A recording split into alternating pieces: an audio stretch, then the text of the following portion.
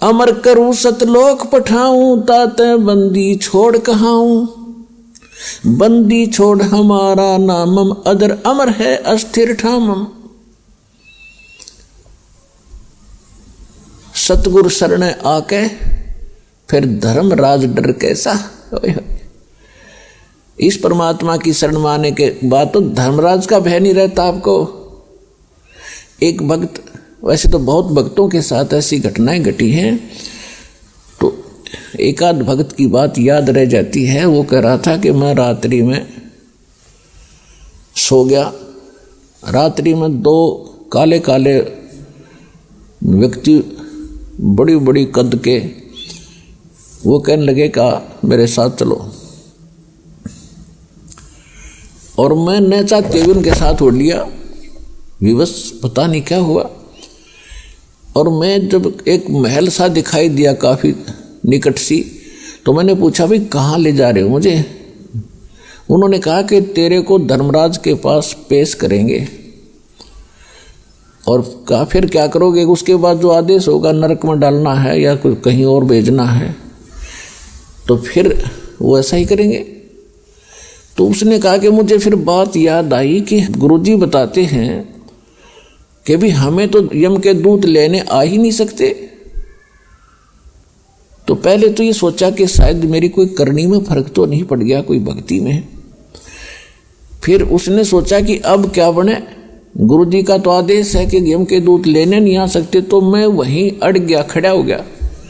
कहने लगा भाई तुम नहीं ले जा सकते मेरे को, तुम यम के दूत हो क्या।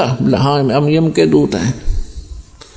कि भाई तुम नहीं ले जा सकते, पता है तुझे मैं कबीर साहब का उपासक हूँ, भगवान कबीर साहब का बच्चा हूँ। तो बोले चल चल तू आगे न, आगे बात फैसला होगा।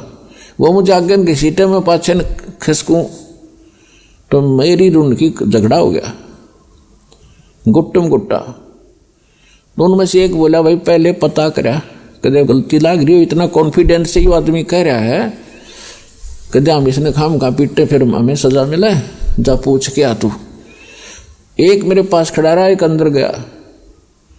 धर्मराज से प्रार्थना की, महाराज जिस व्यक्ति को आपने लेने के लिए भेजा है वो कह रहा है कि मैं कबीर साहब का शिष्य हूँ, उनका पुजारी हूँ। एक धर्मराज के कहते धौला शरीर हो गया सफेद, पीला पड़ गया चेहरा, और उसने देखा उठा का काउंट, और मैंने न्यू के न्यू बोलते सुने। वो कह रहा है कि इसने वापस छोड़ दो, मरवाओगे मुझे अभी। ये नहीं, वो दूसरा था भाई।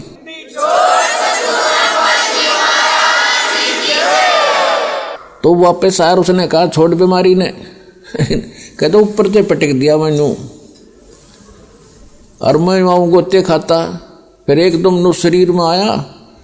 शरीर में आने के बाद भी 10 मिनट तक मेरा शरीर कार्य नहीं कर रहा था, पसीना पसीना। यदि मैं ऐसी दशा ना होती तो मैं ये सोचूं केवल सपना था, और शरीर में जान नहीं, 10 मिनट में हरकत में आए मेरे अंग। और उस दिन नोजच गई है परमात्मा। मेरी तो आज मौत थी और जाना था। परमात्मा की समर्थता से और परिचित हुआ, दृढ़ता आई भक्ति में। तो अपने आत्माओं ये सत्कर मान लेना, परमात्मा की महिमा जो दास आपको सुना रहा है ये 100% सही है। और सच्चे दिल तो भक्ति करोगे, नियमित रहोगे, आपको पल पल में दिखाओगा झटके कि भगवान ही सा होया करे। ऐसा होता परमात्मा। और ये क्या करता है भगवान,